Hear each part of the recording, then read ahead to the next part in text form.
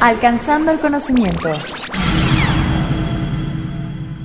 Bienvenidos a Alcanzando el Conocimiento. Nos encontramos con Óscar de Pablo, es un poeta y bueno, pues él nos va a hablar de su última publicación con el Fondo de Cultura Económica. Estamos justamente aquí en la librería Rosario Castellanos y bueno, es Puño y Letra de Óscar de Pablo Jámeken. Y bueno, pues esta es una antología de varios poemas y vamos a platicar con él pues cómo llegó a esto. Gracias, Pablo, por estar con nosotros. Gracias. Sí, este libro reúne algunos de los poemas que más me gustan de libros anteriores e incluye también algunos poemas inéditos hasta ahora, ¿no? Entonces, es la primera vez que estos poemas se pueden distribuir a esta escala, porque afortunadamente el Fondo de Cultura Económica hace que los poemas sean muy accesibles, tanto por su red de distribución como por sus precios accesibles, ¿no? Pero lo que pude ver, no he leído todos, pero he leído algunos, y me parecen poemas muy profundos. Leí un poco sobre tu biografía y empezaste a escribir muy pequeño. Cuéntanos un poco de tu vida. Sí, yo creo que la poesía es usar el lenguaje como un instrumento musical en sí mismo, y justamente yo empecé a escribir, sí, muy joven, digamos en la secundaria, cuando teníamos una banda de rock y yo no sabía tocar ningún instrumento ni sabía cantar. Entonces la única que me quedaba era aprender a usar el lenguaje como un instrumento musical más, y así haciendo las letras de las canciones con un gran querido amigo que tocaba, José Ibarreche. Empecé a fijarme en el ritmo del lenguaje, a entrenarme en el ritmo del lenguaje, y al mismo tiempo, pues paralelamente, siempre me interesó incidir en la sociedad para mejorarla, para cambiarla, acompañar la lucha de los oprimidos en general, de los y las trabajadores en particular, y siempre las ideas en torno a esa lucha acompañaron y alimentaron mi poesía. Sí, también esa es una de las características de tu poesía, que se ve, que hablas de la gente sencilla, de la gente de la calle. Hablas, por ejemplo, de alguien que está muerto, alguien de, bueno, no sé por qué llegaste a eso, que es el primer poema, de hecho, que se llama... De Intemperie. De Intemperie. Sí, de hecho ese poema es muy anterior a los demás en este libro. Es un poema sobre David Aguilar Mora, que fue un joven mexicano que murió en los años 60 en Guatemala, asesinado en Guatemala por el ejército guatemalteco. Y es un poema que apareció por primera vez en un libro de 2006, hace ya casi 20 años. Y sin embargo, ahora que hice la compilación de poemas, me pareció que tenía algo interesante que aportar. Tiene imágenes y una musicalidad propia, distinta al resto del libro, que me pareció interesante rescatar. Pero como dices, me gusta cuestionar las jerarquías de las que nos han educado, y a veces pensamos, ¿no?, que la poesía debe hablar solo de temas inaccesibles o elevados, y no, a mí me parece que los temas más elevados en realidad son los de todos y todas.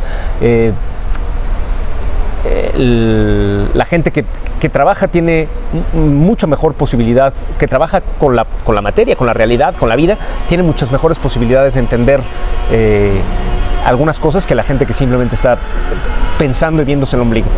Exacto. Y bueno, pues hablas de varias cosas. A veces el lenguaje se vuelve un poco también duro, se vuelve un poco rudo, un poco drástico. No es necesariamente algo tan romántico como los poetas del modernismo, por ejemplo, ¿no? Sino tú te fuiste a otra parte como más realista. ¿Por qué hiciste esto?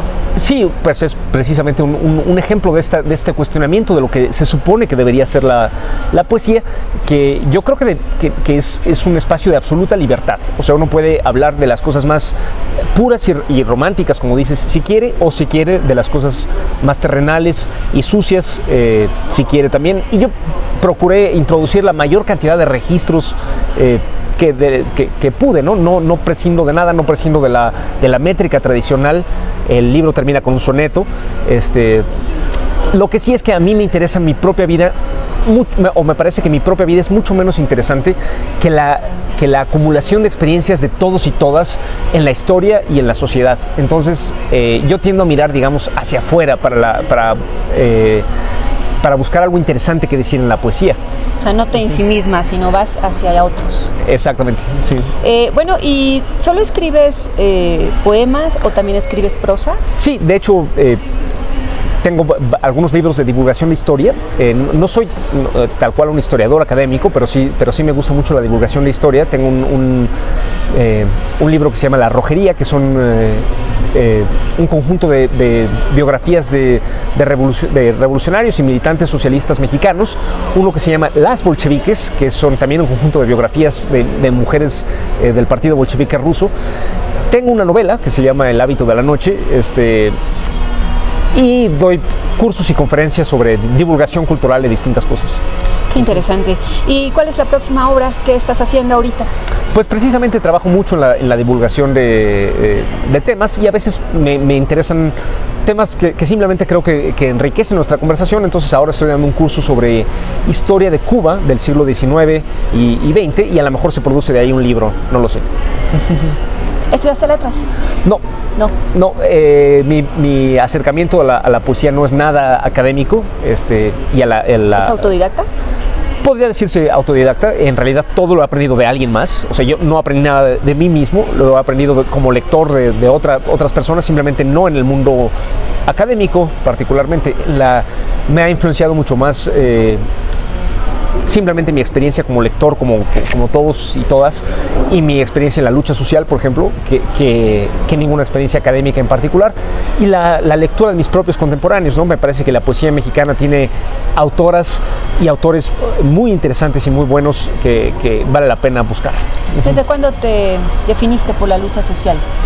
También desde muy muy joven, casi desde que ahora sí, desde que tengo uso de razón, como se dice, y por eso el libro se llama Puño y Letra. No es una referencia a escribir a mano. De hecho, yo no escribo a mano, escribo usando muchísimo las herramientas de borrar y corregir de los procesadores de palabras. Se llama Puño y Letra porque es esta combinación entre el puño, que significa por un lado la lucha y por el otro la unión, porque 5 dedos cerrados en un puño pegan más fuerte que 5 dedos separados, y letra porque son las ideas, ¿no? La transmisión de ideas verbal, ¿no? Que es mi otra pasión, el lenguaje, que me encanta cómo hablamos. Como hablamos tú y yo cotidianamente en la vida, me apasiona. Creo que el órgano más importante para la poesía no es ni el corazón ni el cerebro, sino el oído. Oír qué dicen y cómo dice la gente lo que dice, que es maravilloso. Cómo hace pausas que no necesariamente son gramaticales, los diferentes registros que van desde lo más popular hasta lo más elevado. Prescindir de cualquiera de estos registros nos empobrecería. Sí, y solo lo haces en español. Sí. En español. Sí. Y bueno, y en este caso, ¿qué le puedes decir a todos los jóvenes, a chicos y chicas, que quieran escribir, que quieran, porque últimamente es difícil que los jovencitos tomen los libros y todo? ¿Cómo podemos volver a este camino?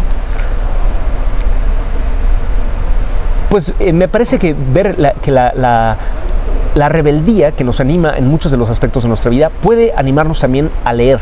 Leer a favor y en contra de lo que estás leyendo. O sea, buscar ideas que nos inspiren y nos informen y nos eduquen, y también leer ideas con las que estamos en contra. Es delicioso la lectura crítica, que me parece que es al mismo tiempo como digo, podemos recibir ideas que nos quieren transmitir o rechazar ideas, pero en ambos casos es placentero y transformador.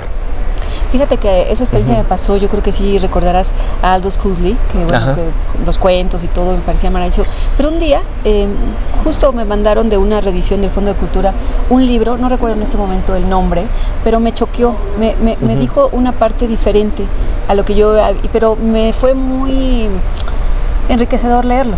Claro. Pero conocí al autor en otra faceta, totalmente opuesto. Exactamente, y por ejemplo, la poesía, me parece que es un género que cada autor propone una definición diferente de lo que significa poesía.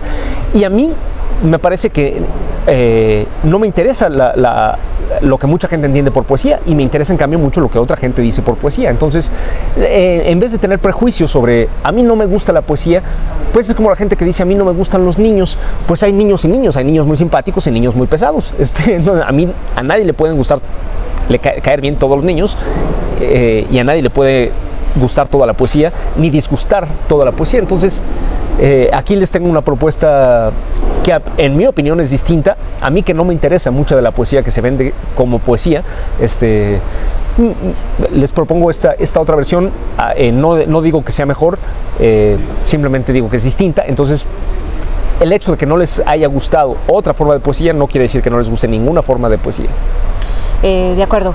Y bueno, pues ya por último, ¿qué es lo que sigue?